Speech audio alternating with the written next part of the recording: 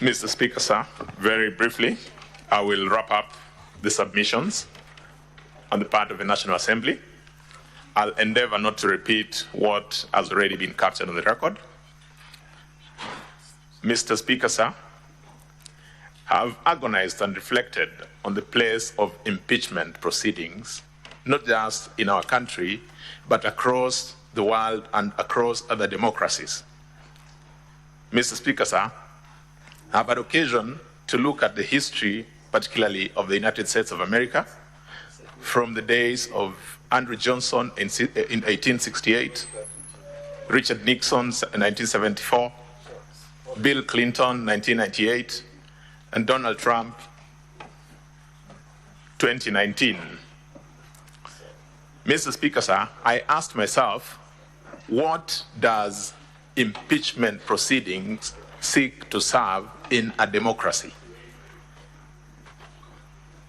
In my reflections, one of the clear conclusions is that it is a check and a balance through which the populace can then hold their leaders accountable. It is an avenue through which the populace can ask their leaders whether they're doing that which is in keeping with the social contract or the understanding that they had at the point of election or delegating their direct powers to those elected leaders. So in the context of Kenya, where then do we find impeachment? Mr. Speaker, sir, our history has taught us very bitter lessons. We remember the events that bedeviled our country after the 2007 elections. It is after those events that we gave ourselves a new constitution. In that new constitution, Mr. Speaker, sir, we found it necessary to, in an unprecedented way, speak about our values, speak about the fabric of our society, the things that pull us together, the things that we share as a people. The preamble to our constitution, in particular paragraph 3, reads, "We, the people of Kenya, proud of our ethnic, cultural, religious diversity, and determined to live in peace and unity as one indivisible sovereign nation," and continues so on and so forth. From those words, we realize what the thinking of the Kenyan people was right from page 1 of framing of our constitution. We then went to substantive provisions. A lot has been said about Article 10 of our constitution, to the extent that it speaks to the values that as a people we want to be associated with. We have dedicated a whole chapter of our constitution to the questions around leadership and integrity. It then tells us how central the values that we hold are to each other as a nation. Now, if we look at impeachment from that lens, then we realize and appreciate that impeachment then comes in to hold our leaders at an even higher pedestal, so that we have a tone at the top that is acceptable, a tone that gives us what has been called elsewhere political hygiene. We have had occasion in this country where people who have been in positions of leadership have been treated in what other people have thought has been harsh treatments. But it is because when there's a tone at the leadership to be set, it must be clear, it must be vibrant, and it must be the right tone. We've had leadership, people from the leadership who've lost their office because of having pinched somebody. We have people who have lost their offices because of utterances that were considered inappropriate. A slap has gotten somebody to go through a fairly painful process. It is because the slap is not necessarily the issue, it is the message that it sends. And so similarly, when we talk about our leaders, we then must ask ourselves, what does one wrong word do to the fabric of our society? It is on the basis of that background that we then consider the impeachment motion that is currently before this House.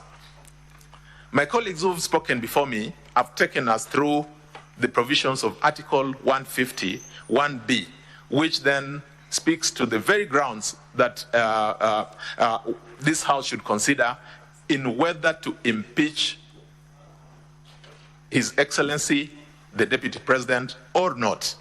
I wouldn't want to go into those grounds because the record before this House contains material in support of those grounds.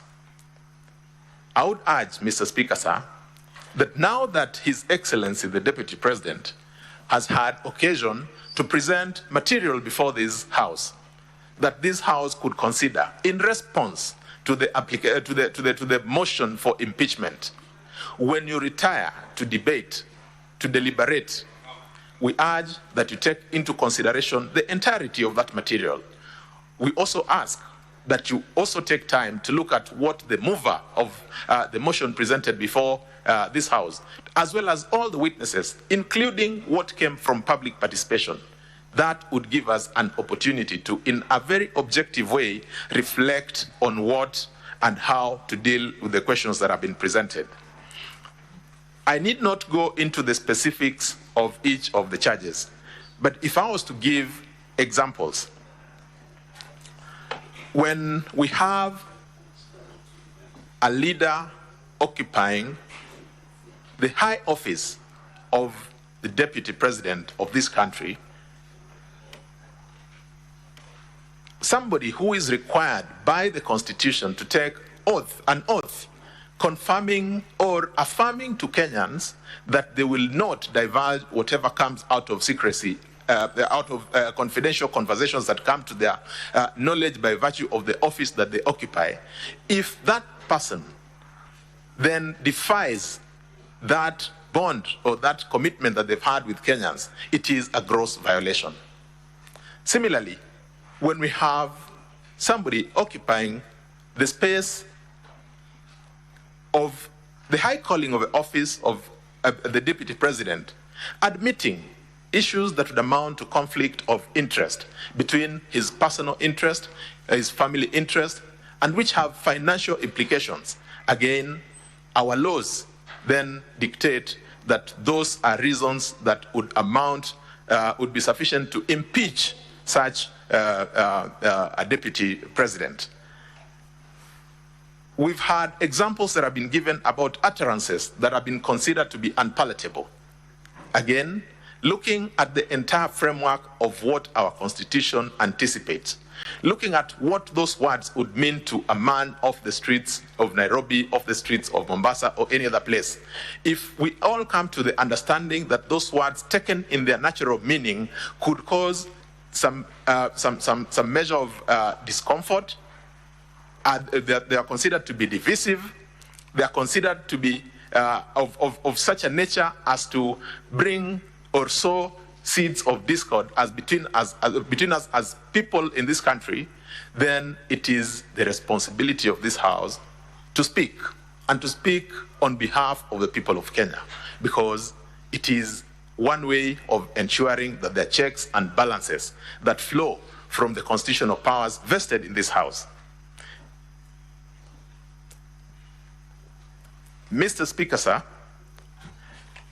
as has been demonstrated through the many tons of documents that have been availed before this House, the cross-examination that has attended to the witnesses that have been before this House, and the material that has been placed